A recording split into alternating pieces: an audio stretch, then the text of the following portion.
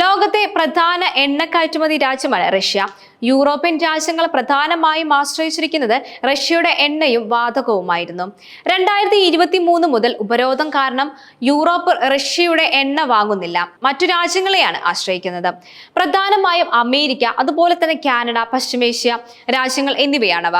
കഴിഞ്ഞ മാസം ഉൽപാദനം കുറയുകയും ആവശ്യം കുറയുകയും ചെയ്ത സാഹചര്യത്തിൽ ആഗോള വിപണിയിൽ എണ്ണവില വൻതോതിലാണ് കുറഞ്ഞത്. ഇതോടെ പ്രതിസന്ധിയിലായത് റഷ്യയും സൗദി അറേബ്യയും ഉൾപ്പെടെയുള്ള കയറ്റുമതി രാജ്യങ്ങളാണ്. എന്നാൽ ഈ വേളയിൽ നേട്ടം കൊയ്യുകയായിരുന്നു ഇന്ത്യയും തുർക്കിയും. ഇരു രാജ്യങ്ങളും റഷ്യയുടെ എണ്ണ വാരിക്കൂട്ടുകയാണ് ചെയ്യുന്നത്. കൂടാതെ സൗദി അറേബ്യയും റഷ്യയുടെ എണ്ണ വാങ്ങിയിട്ടുണ്ട്. ലോകത്തെ പ്രധാന എണ്ണ രാജ്യങ്ങളിൽ ഒന്നാണ് സൗദി അറേബ്യ. ഇവർക്ക് എന്തിനാണ് മറ്റൊരു രാജ്യത്ത് നിന്നും എണ്ണ ഇറക്കുമതി ചെയ്യുന്നത് എന്ന ചോദ്യമാണ് സ്വാഭാവികമായി ഉയരുന്നത്. റഷ്യയുടെ ഇന്ധന എണ്ണയ്ക്ക് വില കുറവാണ് എന്നതാണ് എടുത്തു പറയേണ്ട മറ്റൊരു കാര്യം. മാത്രമല്ല, ചൂടുകാലമായതിനാൽ സൗദിയിൽ വൈദ്യുതി ഉൽപാദനത്തിന് കൂടുതൽ എണ്ണ വേണ്ടതുണ്ട്. ഈ രണ്ട് കാര്യങ്ങൾ പരിഗണിച്ചാണ് സൗദി അറേബ്യ റഷ്യയിൽ നിന്നും ഏപ്രിൽ മെയ് മാസങ്ങളിൽ ഇന്ധന എണ്ണ വാങ്ങിയത്. ഏപ്രിൽ വാങ്ങിയ അത്രയും എണ്ണ മെയ് മാസത്തിൽ റഷ്യയിൽ നിന്നും സൗദി വാങ്ങിയിട്ടില്ല എന്നത് എടുത്തു പറയേണ്ട മറ്റൊരു കാര്യം കൂടിയാണ്. എങ്കിലും 7 ലക്ഷം ടൺ സൗദി ഇറക്കുമതി ചെയ്തിട്ടുമുണ്ട്. കഴിഞ്ഞ മാസം റഷ്യയിൽ നിന്നും കൂടുതൽ ഇന്ധന എണ്ണ ഇറക്കിയ രാജ്യം സൗദി അറേബ്യയാണ്. രണ്ടാം സ്ഥാനത്ത് ഇന്ത്യ. റഷ്യയുടെ ഇന്ധന എണ്ണ കൂടുതൽ വാങ്ങിയ രണ്ടാമത്തെ രാജ്യമായി ഇന്ത്യയാണ് എന്ന LSSEG ഡാറ്റകൾ ഉദ്ധരിച്ച് റോയിട്ടേഴ്സ് റിപ്പോർട്ട് ചെയ്തിട്ടുണ്ട്. 6 ടൺ എണ്ണയാണ് ഇന്ത്യ വാങ്ങിക്കൂട്ടിയിരിക്കുന്നത്. അതുപോലെ തന്നെ ഏപ്രിൽ മാസത്തെ കണക്കെടുക്കുകയാണെങ്കിൽ ഇത് ഇരട്ടിയായിരിക്കുകയാണ്. കാരണം അന്തർദേശീയ വിപണികളിൽ എണ്ണവില കുറഞ്ഞ സമയമായിരുന്നു അത്. ഈ അവസരം ഇന്ത്യ ശരിക്കും മുതലെടുക്കുകയാണ് ചെയ്തത്. അതേസമയം തന്നെ ഇറാനും ഇസ്രായേലും യുദ്ധം ആരംഭിച്ചതോടെ എണ്ണവില പിന്നീട് കൂടി എന്നത് മറ്റൊരു കാര്യം കൂടിയാണ്. യുദ്ധം തുടങ്ങിയതോടെ എണ്ണവിലയിൽ ഉണ്ടായ കുതിച്ചുയരൽ ഇന്ത്യയെ കാര്യമായി ബാധിച്ചിരിക്കുന്നു എന്നതാണ് മറ്റൊരു കാരണം. ഇക്കാര്യമാണ് വിപണിയിലെ നിരീക്ഷകർ പറയുന്നത്. കാരണം മുൻ മാസങ്ങളിൽ ഇന്ത്യ ഉയർന്ന അളവിൽ വാങ്ങി സംഭരിച്ചിട്ടുണ്ട്. എന്നാൽ യുദ്ധം ദിവസങ്ങളോളം തുടർന്നു പോകുകയാണെങ്കിൽ മറ്റു രാജ്യങ്ങളെ പോലെ ഇന്ത്യയും പ്രതിസന്ധിയിലാകും.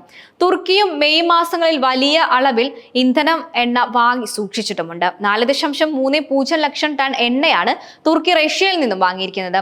വില കുറഞ്ഞ സാഹചര്യത്തിൽ ഏപ്രിൽ മെയ് മാസങ്ങളിൽ റഷ്യയുടെ എണ്ണ വരുമാനം കുറഞ്ഞിരിക്കുന്നു. അതേസമയം ഇപ്പോൾ വില കൂടിയതോടെ റഷ്യക്ക് നേട്ടമാണ് ഉണ്ടായിരിക്കുന്നത്. റഷ്യയിൽ നിന്നും സൗദി വാങ്ങുന്ന എണ്ണ പ്രധാനമായും വൈദ്യുതി ഉൽപാദനത്തിനാണ് ഉപയോഗിക്കുന്നത്.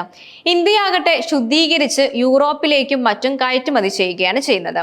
അതേസമയം പാക് സൈനിക മേധാവിക്ക് വൈറ്റ് ഹൌസിൽ വിരുന്നൊരുക്കിയതിന് പ്രത്യുപകാരമായി അമേരിക്കൻ പ്രസിഡന്റ് ഡൊണാൾഡ് ട്രംപിനെ നോബൽ സമ്മാനത്തിന് നാമനിർദ്ദേശം ചെയ്തു എന്നാണ് പാകിസ്ഥാൻ സർക്കാർ പറഞ്ഞത്. 2026 സമാധാനത്തിനുള്ള നോബൽ സമ്മാനത്തിനാണ് ഔദ്യോഗികമായ നാമനിർദ്ദേശം ചെയ്തിരിക്കുന്നത്.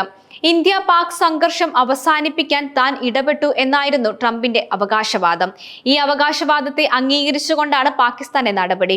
ട്രംപിന്റെ അവകാശവാദത്തെ ഇന്ത്യ തള്ളിക്കളയുകയാണ് ചെയ്തത്. എന്നിട്ടും രാജ്യാന്തര മാധ്യമങ്ങൾക്ക് മുന്നിൽ ട്രംപ് ഈ അവകാശവാദം ആവർത്തിക്കുകയാണ് ചെയ്തത്. സാമൂഹിക മാധ്യമത്തിലൂടെയാണ് പാകിസ്ഥാൻ ട്രംപിനെ ഔദ്യോഗികമായി നാമനിർദ്ദേശം ചെയ്തതായി അറിയിച്ചത്. സമീപകാലത്തെ ഇന്ത്യ എങ്ങനെയായിരുന്നു?